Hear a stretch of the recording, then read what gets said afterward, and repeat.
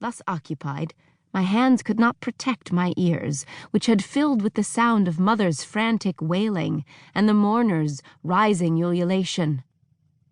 "My husband," mother cried, her voice trembling, "and my beautiful girl.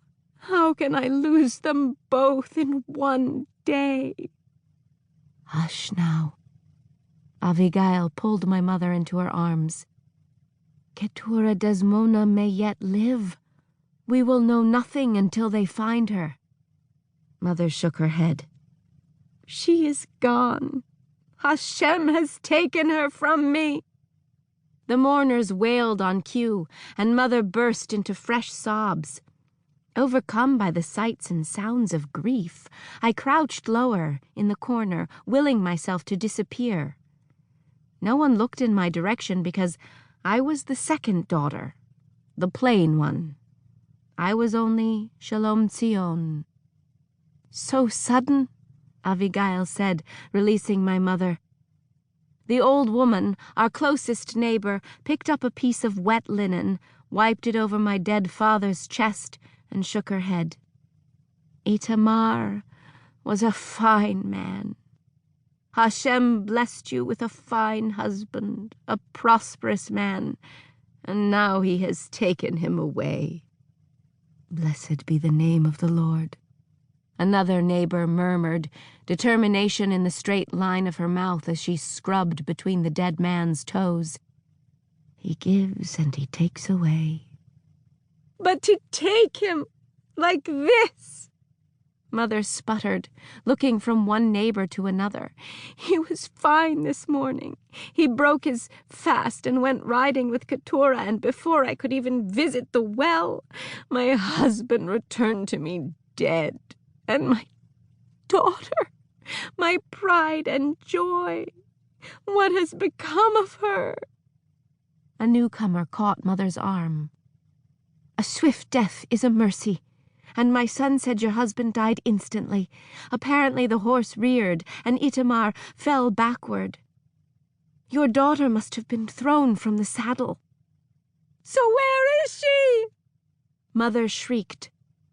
She stepped to the window, threw open the wooden shutters, and looked into the courtyard as if expecting my 9-year-old sister to materialize outside the door. "Where could she be?" "Poor, proud Itamar." Abigail's hands drifted to the corpse's forehead. "Why did you have to insist on a horse? Would not a mule have served you as well?"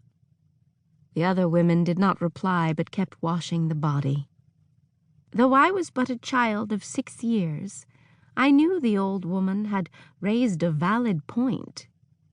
Most of the villagers in Modein rode mules, if they rode at all.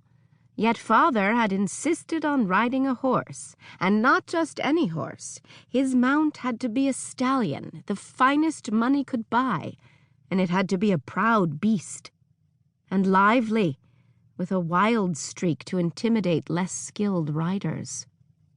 That insistence, born of pride, had probably cost father his life.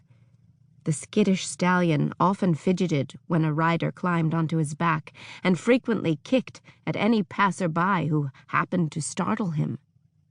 Mother often spoke of how untrustworthy the animal was, yet father only laughed at her fears. He was not laughing now. And Keturah? Where was my sister?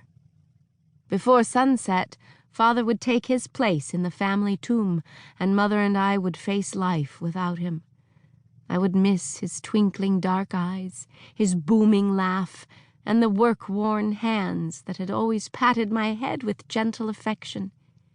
A sob rose in my throat, and I barely forced it down. Mother was already mad with grief. I did not want to distract her and cause her further pain. Now she walked around the room, her hands in constant motion, pressing against her forehead, clinging to the table for support, tugging at the neckline of her tunic. "What will we do?" she asked, glancing around the room. "Itamar's parents are dead, and he has no brother."